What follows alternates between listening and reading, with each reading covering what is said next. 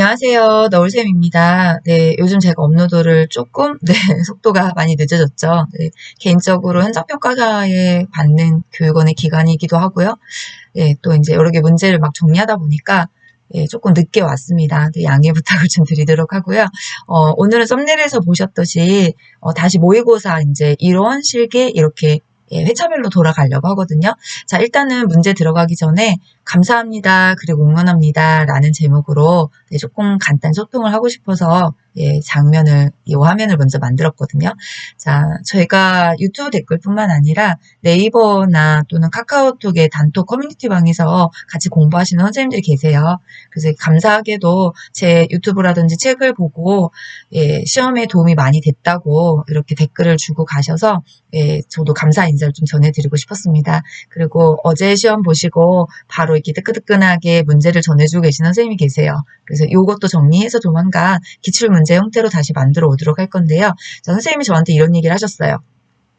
선생님 말씀처럼 진짜 책을 보고 갔어야 했어요. 딴 분들한테도 꼭 강조해 주세요. 이런 건 제가 지나가지 않습니다. 왜냐면 정말 필요하거든요. 왜 이런 이야기를 해주신 거냐면 딱 여기 민구 선생님이 해주신 말씀이 맞습니다. 네. 어떤 거냐, 문제를 하나 푸실 때 정답을 알고 가는 것도 굉장히 중요합니다. 근데 우리는 이게 국시원의 실전이 아니잖아요. 국시원에서 보는 요양보호사 실전의 시험은 정답이 제일 중요합니다. 그런데 그 시험을 대비하기 위한 모든 문제집부터 모의고사는 오답이 훨씬 중요합니다. 왜냐하면 오답을 통해서만 개념 정리를 할 수 있기 때문에 그렇습니다. 그래서 민구 선생님이 감사하게도 정답뿐만이 아니라 오답을 문제풀이하면서 계속 이야기를 해주셔서 그게 개념 정리에 굉장히 도움이 많이 되었다고 저도 감사합니다. 그리고 또 우리 커뮤니티 단톡방에서 공부하신 선생님이 오늘 뭐예요? 너울쌤 문제 다 나왔어요. 제 문제집으로 공부를 하셨는데 이론 시험 문제 봤고요. 진짜 깜짝 놀라셨대요. 왜냐면 제 문제집에서 공부했던 내용 또 유튜브 CBT로 공부했던 그 시험 문제 내용이 너무 흡사한 게 많아가지고 이래도 되나 싶어서 전 진심으로 감사하죠. 네, 이렇게 가끔 유튜브 하면서 제가 지칠 때도 있어요. 힘이 들 때도 있고요. 네, 그런데 이렇게 응원을 보내주신 선생님들 덕분에 제가 다시 또 이렇게 힘을 얻고 업로드에 새 영상을 제작할 수 있는 계기를 우리 선생님들 세 분이 또 만들어주셨다. 이런 내용을 전달하고 싶었습니다. 그리고 이런 내용을 보고 또 공부하고 있는 선생님들, 합격을 향해 가고 계신 선생님들을 많이 노르쌤은 응원을 합니다. 자, 그럼 이제 오늘 제가 가져온 문제 보도록 할게요. 자, 1번입니다. 지금 앞으로 할 문제는요, 제 문제집에 있는 문제입니다. 네, 근데 제 문제집엔 800문제가 있기 때문에 그 중에서 조금 엄선을 해서 요런 문제가 나왔구나 라고 했던 문제들로 구성을 했어요. 그리고 시작하기 전에 먼저 말씀드리지만 아까 우리 민구 선생님이 하셨던 것처럼 또는 이렇게 커뮤니티방 그죠? 이렇게 주셨던 거 개념 정리가 참 중요합니다. 그래서 교재를 뭐 계속 보실 필요는 없으신데요. 하시다가 좀 틀린 문제나 제 해설로도 부족한 내용들이 있을 겁니다. 그런 내용들은 이렇게 페이지의 교재를 돌아가셔서 개인적으로 개념 정리를 꼭 해두셨으면 좋겠습니다. 자, 그럼 이제 1번 문제 하겠습니다.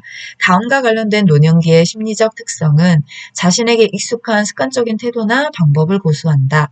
새로운 방식으로 일을 처리하는데 저항한다. 1번 생에 대한 회고의 경향, 2번 조심성의 증가, 3번 애착심의 증가, 4번 외향성의 증가, 5번 경직성의 증가. 네, 정답은 5번입니다. 경직성의 증가. 우리가 경직성이다라고 하면 대표적인 단어가 익숙한 거 좋아한다, 네, 새로운 거 싫어한다, 그러다 보니 융통성 없어 보인다. 뭐 이런 이야기들이 있죠. 네, 그게 경직성의 증가를 대표한 단어입니다. 지금도 메모 안에 보시면 익숙한 새로 제가 그래서 세 가지 단어를 좀 기억해 주십시오라고들 부탁을 드리고 있고요. 자, 그럼 오답의 1번의 생에 대한 회고의 경향이다. 네, 지나온 삶을 어떻게 하나요? 이게 돌아보죠. 나의 지나온 삶을 돌아보면 실패와 좌절의 구간이 있을 겁니다. 거기에 담담해지면서 자아통합 이런 단어가 나와야 되고요.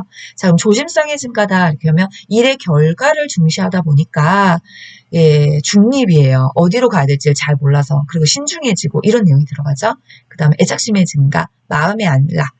변하지 않는 사물에 대한 마음의 안락. 자, 요양보호사 표준교재 외향성이란 단어는 없습니다. 근데 국가고시 시험에는 나와요. 이렇게 바꾸거든요. 그래서 정확하게 표준교재 나 있는 건 내향성, 내면을 중시한다.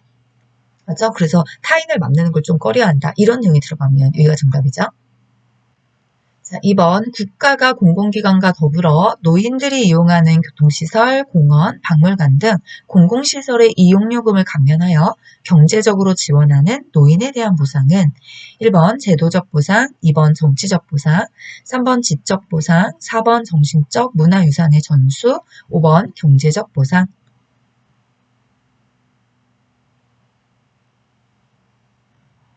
정답은 5번 경제적 보상입니다. 네, 문제의 답이 있죠. 경제적으로 지원합니다. 요금 감면입니다. 이렇게. 자, 그럼 우리 제도적 보상이다라고 하면 어떤 내용이 들어가나요?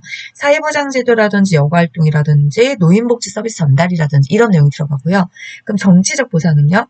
어버이날이나 노인의 날을 지정해서 어떤 그 공헌에 대한 부분을 좀 우리가 기념하고 생각해드리고 이런 내용들이고요.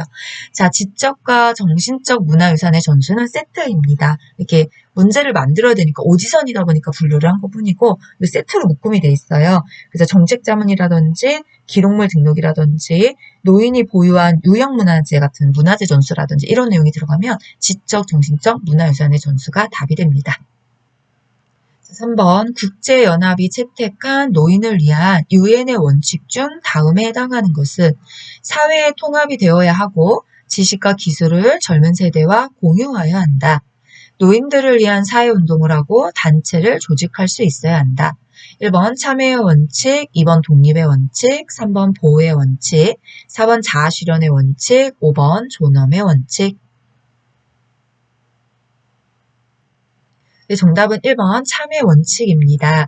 자, 우리가 참여하는 이유가 뭘까요? 통합, 하나가 되기 위해서 하는 거죠. 네. 그 다음에 참여를 하려면 뭐가 있어야 참여를 하지 않나요? 네, 맞습니다. 사회운동이라든지 어떤 기회 제공이라든지 여기 보시면 통합, 사회운동, 이런 참여가 답이 돼요.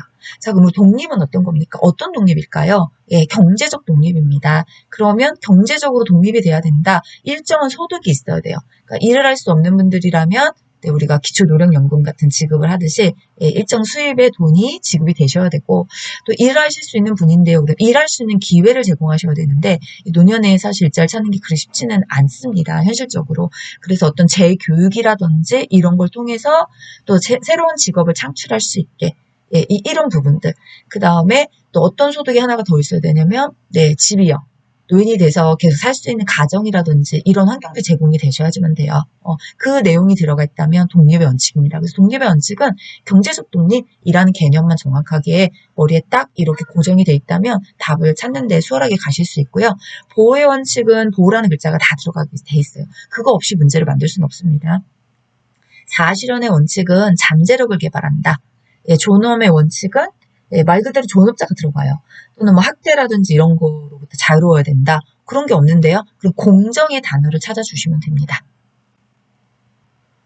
4번 다음 중 노인장기 요양급여 대상자에 해당하는 경우는 1번 당뇨병으로 치료 중인 59세 여자 대상자, 2번 혈관성 치매로 신체활동이 어려운 52세 남자 대상자, 3번 알츠하이머병으로 병원에 입원 중인 64세 남자 대상자, 4번 천식으로 신체활동이 어려운 40세 남자 대상자, 5번 우울증으로 인지 기능이 저하된 60세 여자 대상자.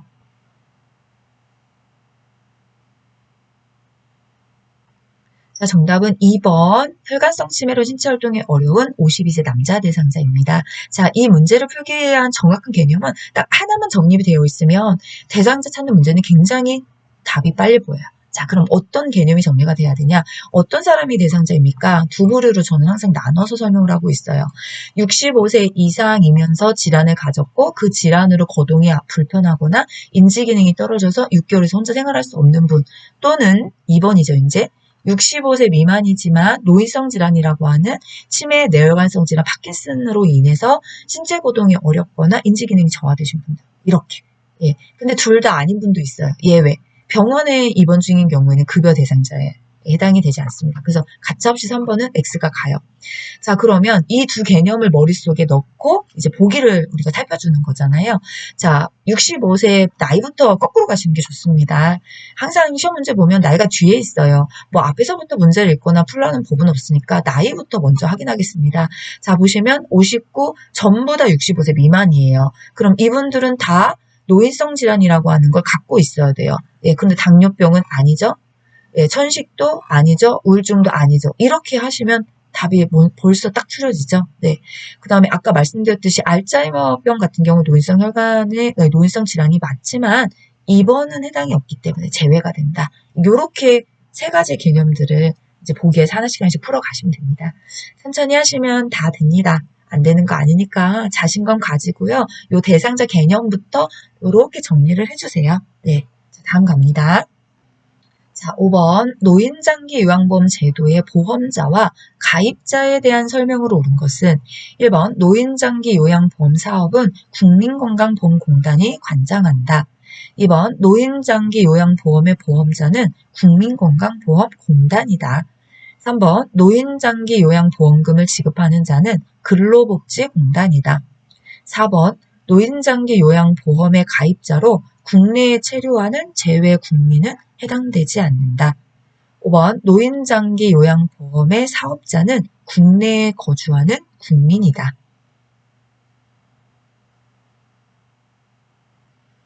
네, 정답은 2번입니다. 보험자는 국민건강보험공단이 맞습니다. 자, 그러면 여기도 마찬가지예요. 이 두 가지의 개념이 잘 정립이 되어 있을까요에 따라 정답이 보이는 거잖아요. 자, 일단은 관장부터 가겠습니다. 예, 우리 노인장기요양보험 제도는 국가 대한민국에서 만들었어요. 그래서 요양보호사 국가 자격증이잖아요. 어디서 관장을 한 거냐? 보건복지부 장관이 관장을 했습니다. 나라에서 만들어서 어디서 관장할래? 이렇게 했을 때, 아, 네, 보건복지부 장관님이 제가 하겠습니다. 이렇게 한 거죠. 자, 그래서 관장은 항상 보건복지부예요. 근데 시험 문제 오답은 항상 이렇게 돼요. 그럼 이제 관장을 한 보건복지부 장관이 어떤 부서에서 이 사업을 할래? 왜 이렇게 얘기를 한 거죠. 그래서 그 사업자이면서 보험자이면서 보험금을 지급하는 자입니다. 이 세 가지 개념이 다 똑같아요. 그곳이 어디냐면 국민건강보험공단이 된 겁니다. 네, 그렇죠? 그 다음에 가입자가 있어요. 국내에 거주하는 국민뿐만 아니라 국내에 체류하는 제외 국민 또는 외국인으로서 대통령령으로 정하는 사람들은 전부 다 가입자에 해당이 됩니다. 네, 그래서 이런 개념 정리가 되어 계시면 이제 정답이 또 보입니다. 자, 다음이요. 자, 6번 요양보호 서비스 원칙을 준수한 요양보호사는 1번 대상자가 서비스 추가 요청을 해서 요양보호사 단독 처리했다. 2번 대상자가 변을 배출하지 못해서 관장을 했다. 3번 손주의 간식을 만들어 달라고 요청해서 만들어 주었다. 4번 업무 중 알게 된 대상자의 비밀을 동료와 공유했다. 5번 대상자가 기침을 지속적으로 해서 목욕을 미루었다. 정답은 5번입니다. 목욕하기 전에 대상자 상태 확인을 했어요. 네, 그 정정이 5번이 맞죠? 자, 서비스 추가 요청을 하는 경우에는 보고를 하셔야 되고요. 관장은 의료행위를 할 수 없습니다. 대상자의 한정된 서비스를 해야 되기 때문에 대상자 가족의 손주의 업무는 진행할 수 없습니다. 비밀을 항상 지켜주셔야 되겠죠. 7번 대상자의 신체 심리에 관한 정보를 가족, 시설장 또는 관리 책임자에게 전달하며 필요시 이들의 지시사항을 대상자와 그의 가족에게 전달하는 요양보호사 역할은 1번 숙련된 수발자, 2번 관찰자, 3번 말법가 상담자, 4번 동기 유발자, 5번 정보 전달자. 정답은 5번 정보 전달자입니다. 네, 문제에 답이 있었죠. 정보를 전달하고 또는 이제 보고한다 이런 내용도 많이 나와요. 보고도 정보 전달이기 때문에 네, 정답 5번을 해주시면 됩니다. 자, 우리는 숙련된 수발자 하면 지식과 기술, 불편함을 경감시킨 서비스를 한다. 이런 내용이 들어가야 되고요. 관찰자, 변화라든지 질병의 변화, 투약 상태, 심리적인 변화 이런 관찰한다. 자, 말법과 상담자는요. 의사소통 기법을 활용해서 이런 게 들어가야 되고요. 동기 유발자는 대상자의 능력을 최대한 발휘해서 하고 싶은 동기를 유발해서 직접 진행하실 수 있게끔 이런 단어들이 들어가면 이런 내용이 또 답이 될 수 있습니다. 8번 노인복지시설 생활노인의 신체 및 정신 건강을 유지하고 적절한 치료를 받을 권리, 적절한 재활치료 서비스를 받을 권리에 해당하는 노인의 인권 영역은 1번 주거권, 2번 인간존엄권 및 경제노동권, 3번 건강권, 4번 정치, 종교, 문화생활권, 5번 자기결정권. 네, 정답은 3번 건강권입니다. 네, 목소리가 나아지지가 않네요. 네, 이른 아침에 지금 사실은 자고 일어나서 오늘도 출근이라서 급하게 찍느냐고 잠긴 줄 알았는데 제 목소리가 조금 네, 상태가 안 좋아요. 네, 죄송합니다. 요거는 조금 양해를 구해주셨으면 좋겠어요. 자, 일단은 8번의 문제는 자기결정권이 시험에 나왔다는 이야기를 굉장히 많이 들었습니다. 네. 그런데 이 8번 문제를 정확히 우리가 풀 수 있다면 사실 뭐 겁낼 것도 없어요. 그냥 내봐야 요거 안에서 낼 거거든요. 주거권을 내든지, 그 다음 본관권을 내든지, 이렇게. 요 개념 정리만 잘 되어 계시면 되는 거예요. 그럼 이제 내용에 보니까 뭐 재활치료라든지 정신건강이라든지 당연히 건강권이 답이 보이셨을 거고요. 그럼 주거권은 어떤 겁니까? 네, 이런 쾌적한 환경, 그 다음에 서비스 접근이 높은 환경, 뭐 이런 게 나와야 되고요.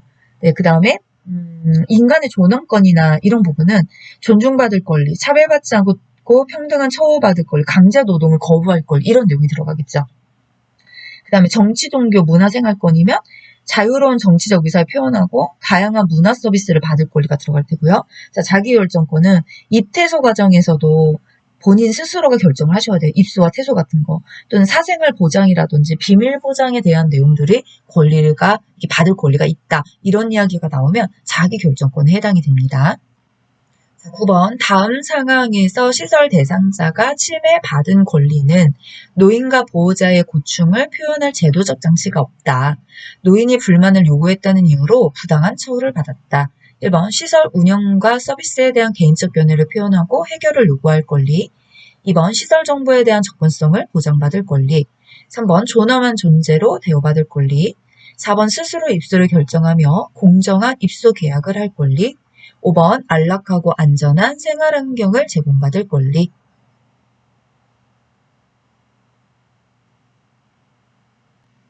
네, 정답은 1번입니다. 고충 문제에 어떤 의견들이 있을 때 이 건의함 이런 내용들이죠. 그래서 개인적으로 이런 부분들을 좀 해결을 해달라라고 하는 표현을 하는 그런 과정들의 장치가 마련이 되어 있어야 돼요. 또 그런 이야기를 했을 때 부당한 처우를 받지 않아야 될 권리도 있고요. 이거 시설윤리 강령이죠. 표로 정리하겠습니다. 이렇게 시설윤리 강령은 15개가 있습니다. 항상 나오는 시험 문제 유형은 거의 한정 정해져 있어요. 2가지예요. 하나는 개념, 빨간 글씨, 이러이러한 내용이 들어가 있는 건 어떠한 윤리 강령입니까? 라고 하면 이렇게 빨간 글씨로 제목들을 찾아주시면 되고요. 그 다음 또 하나 문제 유형은 문제 사례예요. 지금처럼 이러이러한 내용을 지키지 못한 것은 어떠한 윤리 강령이 위배된 것이냐 이런 식으로 문제가 나오거든요. 그래서 요 문제 사례 최근에 업그레이드되는 문제들을 좀 이렇게 듣다 보면 책에 없는 문제 사례가 나오는데요. 이렇게 얘기하세요. 그럴 수 있습니다. 그런데 걱정할 건 없으세요. 왜?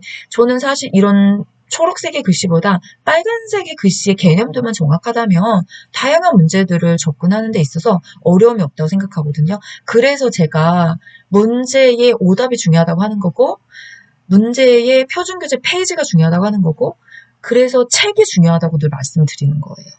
저는 강사이다 보니까 실강사. 현재 강사, 그쵸? 네. 유튜브에 문제풀이만 하는 유튜버는 아니기 때문에, 실강사이기 때문에 그런 애잔함이 더 있어요. 갈급함도 있고요. 그래서 아마도 제가 좀 잔소리가 많기로 유명한 유튜버일 수도 있겠습니다. 괜찮습니다. 다음 갈게요.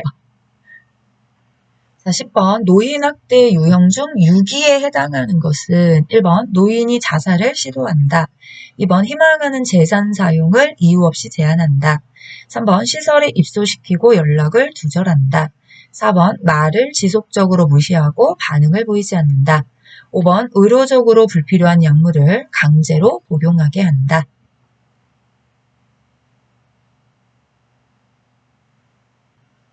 네, 정답은 3번입니다. 시설에 입소하고 연락을 두절하는 것도 6위에 해당합니다. 이거 굉장히 좀 헷갈립니다. 라고 많이 이야기를 들려주시는 부분이에요. 6위에 대한 내용 많이 구분하셔야 돼요. 저도 처음에 굉장히 헷갈렸어요. 네.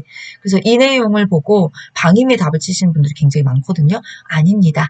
111페이지에 가면 개념 정리가 잘 되어 있으니까 혹시라도 조금 혼돈이 되신다면 지금 바로 교재 페이지를 열어주세요. 자, 1번 같은 경우는 자기방임이고요. 재산 이야기가 나왔으니까 경제적 학대고요. 4번 같은 경우는 정서적 학대. 그럼 5번은요? 네, 신체적 학대에 해당합니다. 11번 노인학대 예방을 위한 의료기관의 역할로 옳은 것은 1번 노인보호 업무와 관련한 법, 제도적 정책 수립 2번 노인학대 판정을 위한 의학적 증언 진술 3번 노인학대 신고 사례에 대한 현장 조사 4번 신고된 시설학대 사례의 확인 개입 5번 후견인의 지정 네, 정답은 2번입니다. 의료기관의 역할이기 때문에 어떤 의학적 증언 진술에 대한 부분을 담당하고 있죠. 자, 여기도 유관기관이 있어요. 이거 다 유관기관이죠. 예방을 위한 유관기관. 각 유관기관마다 하는 역할들에 대한 개념이 정확히 정리가 되어 계시면 이런 문제 다 아까 맨 첫 번째 제가 문제 들어가기 전에 딱 캡처해서 이 문제 나왔어요. 나올 수밖에 없습니다. 왜냐면 저는 회차별로 시험 제가 이 출제한 문제집에 너울쌤의 요양보호사 문제집에 10회차별로 하나는 의료기관, 하나는 보건복지부, 하나는 사법경찰, 하나는 노인보호 전문기관, 하나는 법률기관 이런 식으로 그 문제들을 쭉 나열해서 유형은 똑같고 답만 다르게 쫙 포진을 시킨 거거든요. 그래서 한 권을 다 섭렵하고 가시면 이게 정답이 눈에 다 보이는 거예요. 이렇게 문제를 만들고 있어요. 사실 국시원도 그렇게 하고 있고요. 저도 16년을 동태를 잘 살피고 있기 때문에 분석은 좀 어느 정도 할 수 있거든요. 자, 그럼 1번 같은 경우에 법 제도적 정책을 수립합니다. 여기가 어디냐고요? 보건복지부죠. 네. 그 다음에 현장조사. 네, 어디서 나오죠? 사법경찰. 네, 시설학대 사례에 대한 확인 개입. 네, 노인보호 전문기관의 주 담당 역할입니다. 후견인 지정이요. 법률기관이요. 이렇게. 그래서 오답도 한번 체크하고 가시는 걸로 하겠습니다. 12번 언어적 성희롱에 해당하는 것은 1번 음란한 내용의 전화통화 2번 뒤에서 껴하는 3번 심체 부위를 노출함 4번 음란한 사진을 보냄 5번 엉덩이를 밀착시킴 정답은 1번입니다. 우리가 성희롱은 언어적 성희롱, 그 다음에 시각적 성희롱, 그 다음에 육체적 성희롱 이렇게 세 가지로 구분이 되어 있죠. 네, 요건 제가 문제풀이 안 해도 다 아실 거다라고 생각하고 넘어가겠습니다. 네, 그렇다고 안 나오는 건 아닙니다. 요양보호사 시험 문제가 다 어려운 것도 아닙니다. 이렇게 사실 조금 상식을 갖고 있어도 풀 수 있을 만한 문제들도 좀 있어요. 자신감 있고 가지고 풀어주셨으면 좋겠습니다. 13번 다음 사례에서 요양보호사가 준수한 직업윤리는 자신의 업무활동을 점검하고 일의 경과를 기록하여 자가평가, 지도받은 내용, 앞으로의 발전 등을 자료로 보관한다. 1번 협력하려는 태도, 2번 자기개발을 하려는 태도, 3번 인권을 옹호하는 태도, 4번 전문상담가로서의 태도, 5번 규정에 따라 업무를 수행하려는 태도.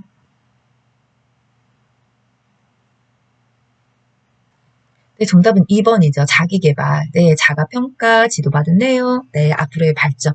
네, 생각만 해도 좀 굉장히 좋아지죠? 네, 자기개발하는 태도입니다.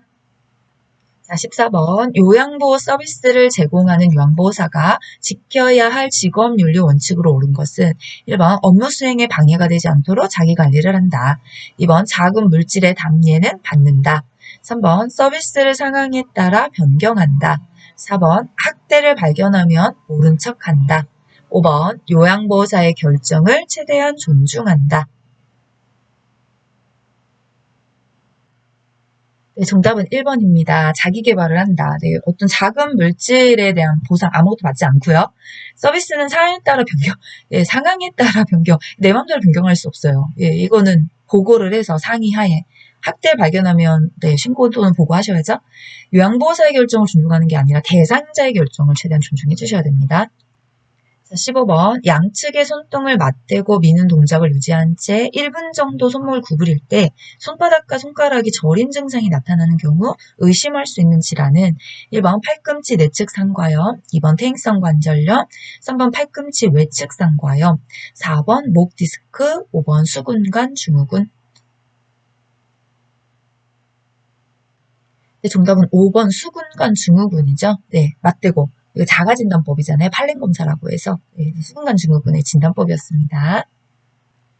16번 요양보호사의 감염 예방을 위한 방법으로 옳은 것은 1번 감염 예방을 위한 직원 교육은 불필요하다. 2번 임신한 요양보호사는 수도 대상자와 접촉해도 된다. 3번 인플루엔자 접종은 고위험군만 해당이 된다. 4번 장갑을 착용한 경우 손을 씻지 않아도 된다. 5번 시설장은 보호 마스크와 장갑을 지급한다.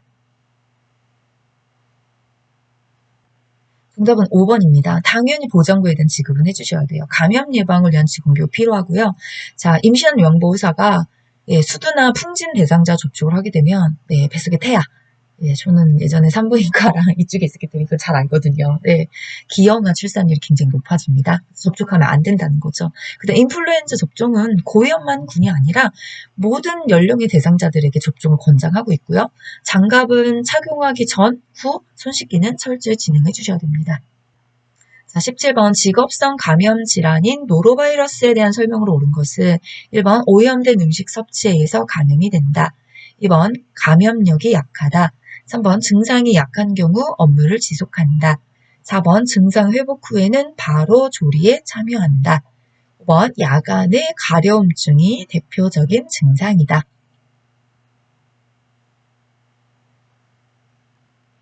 네, 정답은 1번입니다. 이거 오염된 음식에 의해서 감염이 되죠. 뭐 덜 익은 고기라든지 생선이라든지 어패류라든지 이런 부분들도 있고요. 감염이 굉장히 강합니다. 네, 그래서 직업성 감염 질환에 들어왔죠. 증상이 약해도 업무는 중단하셔야 돼요. 회복이 됐어도 2, 3일 동안에는 조리에 참여하시면 안 되고요. 자, 야간의 가려움의 대표적인 증상은 옴이죠. 옴. 네. 자, 18번 노인성 질환의 특성으로 옳은 것은 1번 위험 요인에 노출되었을 때 질병이 쉽게 걸리지 않는다. 2번 하나의 질병에 걸리면 다른 질병은 동반되지 않는다. 3번 초기 진단이 매우 쉽다. 4번 경과가 길고 합병증이 생기기 쉽다. 5번 증상이 뚜렷하여 정상 노화와 구분이 쉽다.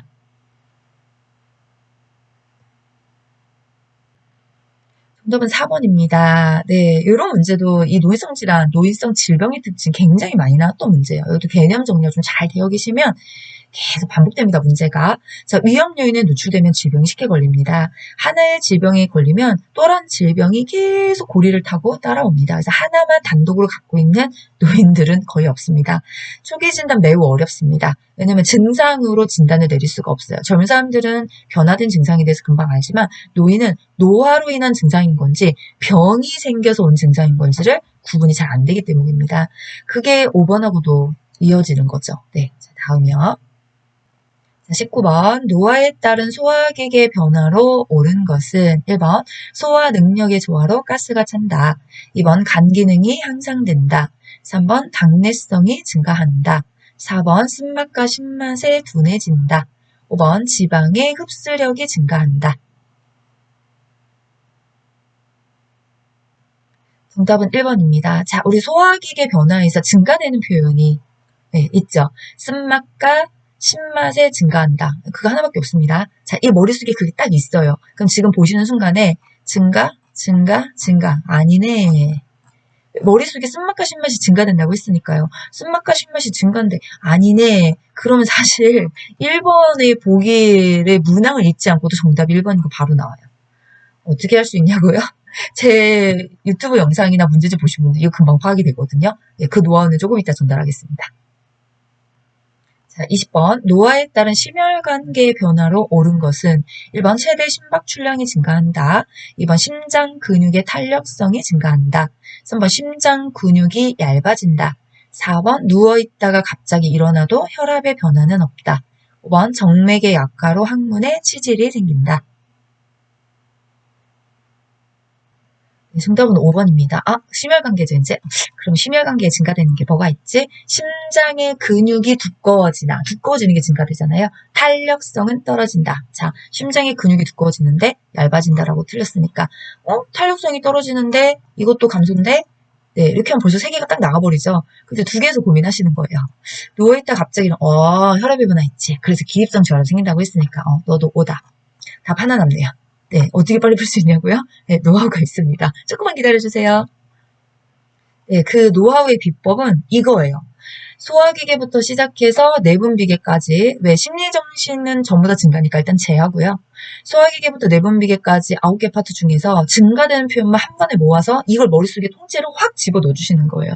됩니다. 안 되지 않아요? 이거 한 5번, 6번만 반복하셔도요, 돼요. 왜? 우리는 주관식 문제가 푸는 게 아니기 때문에 생각으로 하나하나 천천히 가시면 다 돼요. 그래서 소화기계 증가가 뭐였지? 아까 했잖아요. 제가 스마시마 증가, 심혈관계는 근육이 두꺼워지는데 탄력성은 떨어져. 호흡기계는 기관지내 분비물 증가. 이런 식으로 정지 버튼을 누르시고 처음 만나신다면 제 쇼츠에도 있습니다. 반복으로 보는 거죠. 계속 이렇게. 그래서 정지 버튼을 눌러주시고 지금 제가 한 것처럼 자문자답을 하세요.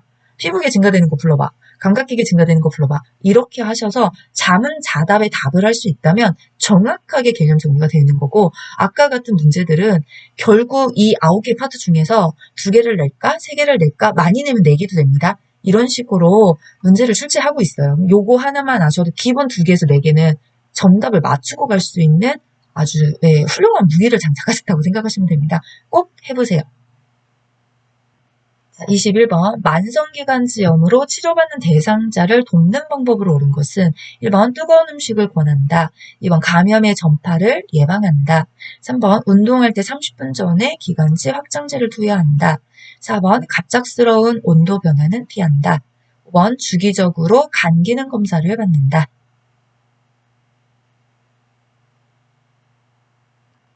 정답은 4번입니다. 자, 만성기관지염입니다. 자극적인 것들, 그러니까 뜨거운 음식이라든지 자극적인 이런 걸 일단 피하셔야 되고요. 예, 그렇죠? 네. 그다음에 감염의 전파, 감염이 만성기관지염 감염되는 게 아니죠. 예, 우리가 봤을 때 폐렴 중에서도 바이러스 폐렴 이런 건 좀 감염의 우려가 있어요. 자, 내용 30분 전에 학교 환자증제 맞는데요? 그러실 수 있어요. 그런데 만성기관지염의 치료법이 아니라 천식이죠. 네, 그래서 그렇습니다. 주기적으로 간 기능 검사하는 것도 맞는데요? 맞습니다. 그런데 만성기관지염에 돕는 방법이 아니잖아요. 주기적으로 간 기능 검사하는 건 결핵에 관련된, 폐결핵에 관련된 치료 돕기 방법이었습니다. 22번 기저귀를 착용하고 있는 대상자가 대소변에 오래 접촉해서 기저귀 접촉 부위에 생기는 경계가 분명한 병변을 나타내는 질환은 1번 지루성 피부염, 2번 기저귀 피부염, 다른 말로 기저귀 습진, 3번 욕창, 4번 관찰진, 5번 노인성 자반. 네, 정답은 2번 기저귀 피부염입니다. 문제가 너무 쉬웠나요? 네, 이런 문제도 있습니다. 자, 지루성 피부염은 피지선의 활동이 증가된 부위에 발생하는 거고요. 우리 욕차는 너무나 잘 아실 걸 패스. 자, 그 다음에 관찰지는 피부가 접히는 부위에 발생하는 붉은 변화입니다. 노인성 자반은 노화나 장기간의 자외선 노출, 강력한 스테로이드 연구 도표에서 생기는 출혈에 관한 질환입니다. 23번 위염이 있는 대상자를 돕는 방법으로 옳은 것은 1번 하루 정도 금식하여 위의 부담을 줄인다. 2번 금식 후에는 일반식을 바로 먹는다. 3번 불규칙적인 식사로 위를 자극한다. 4번 처방받은 항생제를 복용한다. 5번 적절한 음주는 도움이 된다.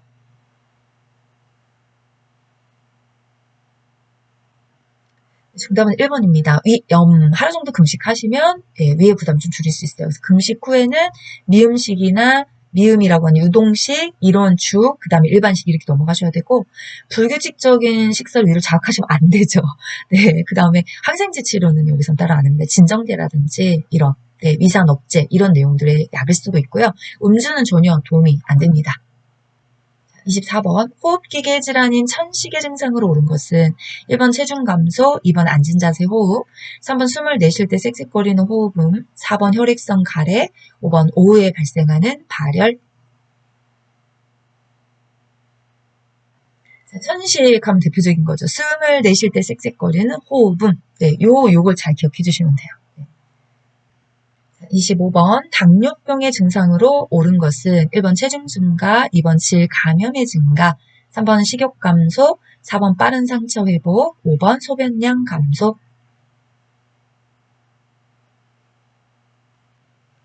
정답은 2번 질 감염의 증가입니다. 자, 제가 당뇨병의 사실 개념 정리를 할 때 가장 많이 강조하는 게 우리가 기본적으로 당뇨병 이러면 3다는 많이 알고 계세요. 다음, 다식, 다뇨. 그쵸? 예, 그런데 그거 외에 헷갈려라고 하는 질문을 가장 많이 들었던 게 질감염의 증가라든지 그 다음에 발기부전.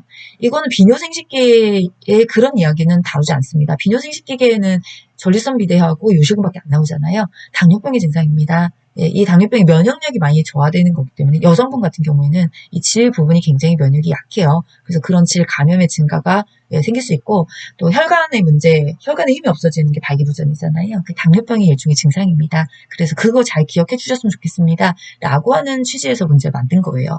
체중 감소? 아니요, 체중 증가? 아니죠, 체중 감소. 예, 식욕 감소? 아니죠, 식욕 증가. 그 다식? 이렇게 되죠. 상처 회복이 지연되고요. 다뇨, 다음, 음료를 많이 먹기 때문에 소변량도 증가를 합니다. 자, 26번 고혈압 대상자의 관리로 옳은 것은 1번 하루에 6g 이상의 염분을 섭취한다. 2번 고지방식이 섭취를 늘린다. 3번 표준 체중을 유지한다. 4번 알코올 섭취를 늘린다. 5번 하루 1시간 이상 고강도 운동을 한다. 자, 정답은 3번입니다. 표준 체중을 유지하는, 그러니까 체중은 표준 체중이 되셔도 혈압이 굉장히 많이 좋아져요. 개선이 되고요. 예. 자, 우리가 염분은 6g 이상이 아니라 6g 이하고요. 고지방식이 하시면 안 되죠. 저지방식이. 고지방이 많으면 지방이 많으면 혈관이 쌌기 때문에 혈관이 싸우면 피가 잘 지나가지 않죠. 그래서 저지방. 예.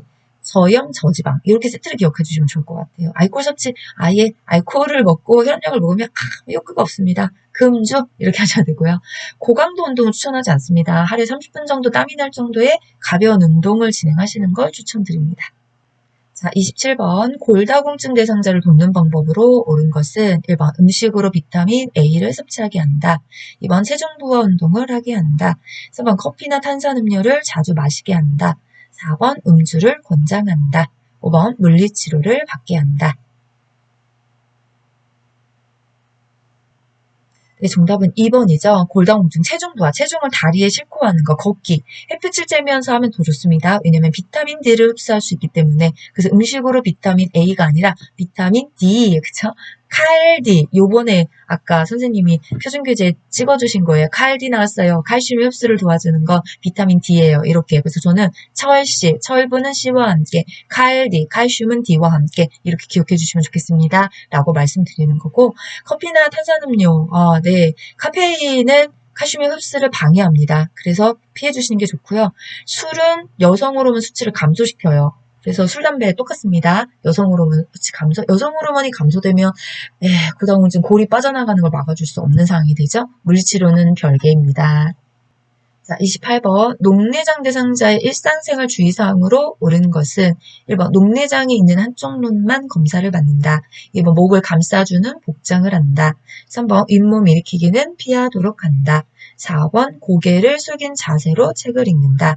5번 안압을 낮추기 위해 물구나무 서기를 한다.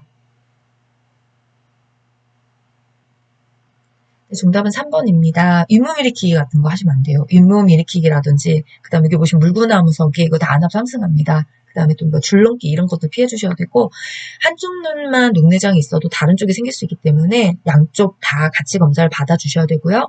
목을 감싸주시면 안압이 올라가죠. 이게 눈이 좀 불편해지잖아요. 그래서 목을 감싸주는 이런 복장을 좀 피해 주셔야 되고, 고개를 숙이게 되면 이것도 안압이 상승합니다. 그래서 독서대를 놓고 일정 거리를 두면서 숙이지 않은 상태에서 책을 읽어주시는 거.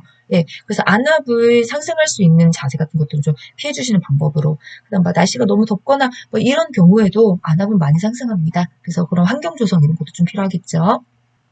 자, 29번. 노인에게서 많은 질병과 다약제 복용, 약물 상호작용에 의해 발현하는 노인 증후군의 문제로 옳은 것은 1번 기동성 유지, 2번 규칙적인 수면 양상, 3번 근감소증, 4번 정상 체중, 5번 식욕 부진.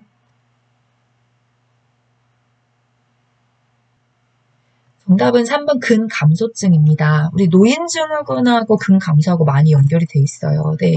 그래서 이런 문제 때문에 근감소가 오시면 네, 굉장히 심각해집니다. 이게 노년에 노쇠가 이 근감소가 주범이잖아요. 그래서 이런 문제들이 좀 굉장히 심각해요. 그래서 새로 개편되면서 추가가 됐던 내용이고요. 지금 사실은 아직까지 상반기 시험 보신 선생님들 상에서 개편된 내용에서 시험 문제가 나왔던 얘기는 아직 잘 못 들어봤어요.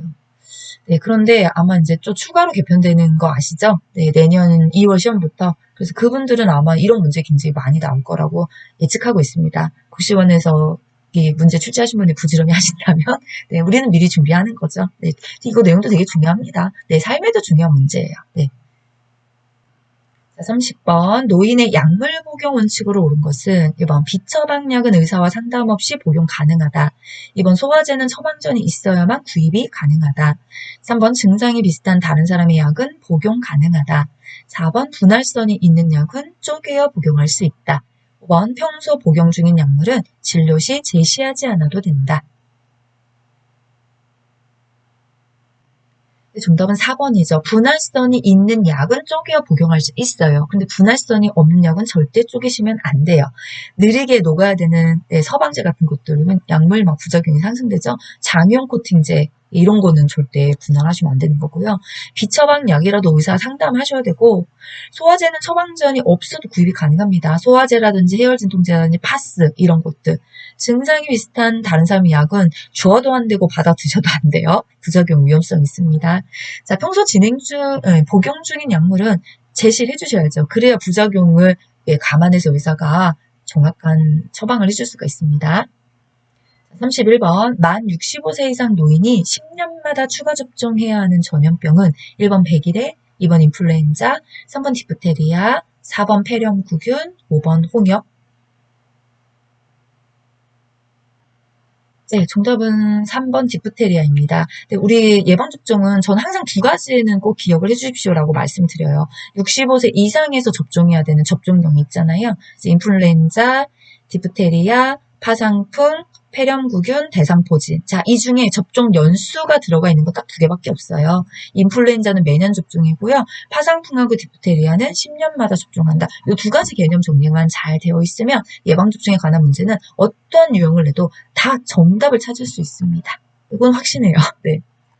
32번 요양보호 기록의 목적으로 옳은 것은 1번 법적 문제가 발생한 경우 근거 자료로 활용할 수 없다. 2번 요양보호 서비스의 차별화를 도와준다. 3번 가족과 의사소통을 하지 않아도 된다. 4번 질 높은 서비스를 제공하는 데 도움이 된다. 5번 대상자의 책임성을 증대시킬 수 있다. 네, 정답은 4번입니다. 질 높은 서비스를 제공하는 데 도움이 됩니다. 법적 문제가 발생한 경우 근거 자료 활용이 되고요. 네, 서비스의 차별화 아니고 표준화. 똑같은 기록지를 가지고 전국에서 모든 연구소에 같이 쓰고 있기 때문에 그렇죠. 가족과 의사소통의 통로가 됩니다. 대상자의 책임성이 아니라 요양보호사의 책임성을 증대시킬 수 있습니다. 자, 33번. 능숙하게 사용할 수 있으면 시간을 절약할 수 있고 편리한 장점을 가지고 있으며 실시간으로 확인이 가능한 장점을 가진 업무보고 형식은 1번 구두보고, 2번 서면보고, 3번 과정보고, 4번 연간보고, 5번 전산망보고. 정답은 5번입니다. 자, 보고는 3개밖에 없어요. 이런 건 시험 문제는 나와요, 이렇게요. 네, 오지선이니까. 그러나 요양보호사 표준교재는 구두보고, 서면보고, 전산망보고. 전산망보고가 능숙, 빨리, 그쵸? 네, 증거력, 이렇게. 그래서 이게 구두보고와 서면보고의 단점을 모두 보완하잖아요. 그 구두보고는 빨리 할 수 있는 거, 서면보고는 정확성을 남길 수 있는 거, 이런 장점들이 있습니다. 34번 임종 적응 단계 중에서 분노에 해당하는 대상자의 반응은 1번 왜 하필 지금 죽어야 해? 2번 아니야 믿을 수 없어 환자 이름이 잘못되었을 거야. 3번 우리 아들이 학교 들어갈 때까지만 살게 해주세요. 4번 어떤 것을 해도 소용없어 나는 지쳤어. 5번 눈물만 난다. 네, 정답은 1번이죠. 분노. 어디에 분노가 나는 거냐면 저도 알거든요. 사람은 태어나면 죽을 수 있다는 거. 근데 왜 하필 지금 죽어야 됩니까? 또 있죠. 왜 하필 제가 죽어야 되는 겁니까? 주변에 살아있는 사람 많은데요. 여기에 화를 내는 거죠. 2번 같은 경우에 믿을 수 없습니다. 부정이죠. 네, 뭐 할 때까지만 살게 해주세요. 타협이죠. 난 지쳤어. 예, 그럼 이거는 수용이죠. 눈물만 난다. 예, 말 안 해요, 사실. 울기만 하시죠. 예, 우울입니다. 자, 이제 마지막 35번입니다. 임종에 대한 대상자와 가족들의 태도와 감정을 달라지게 하는 요인으로 옳은 것은 1번 과거에 가까운 사람의 임종을 경험한 경우, 2번 학력이 높은 경우, 3번 자녀와 동거 여부, 4번 나이가 많은 경우, 5번 경제적 능력이 높은 경우. 네, 정답은 1번입니다. 이것도 사실 임종에서 신설 파트예요. 네, 가까운 사람이 어떤 임종을 경험했다면, 네, 많이 달라지게 됩니다. 우리도 지인의 한 번의 죽음을 보면 또 그 내용들이 기분들이 많이 달라지잖아요. 그래서 그런 영향을 좀 미칠 수 있다. 가족과, 그래서 임종 가족에 대한 내용에서는 이런 부분이 좀 추가됐다고 생각하시면 돼요. 자, 여기까지 35분 풀어봤고요. 이제 목소리가 풀리네요.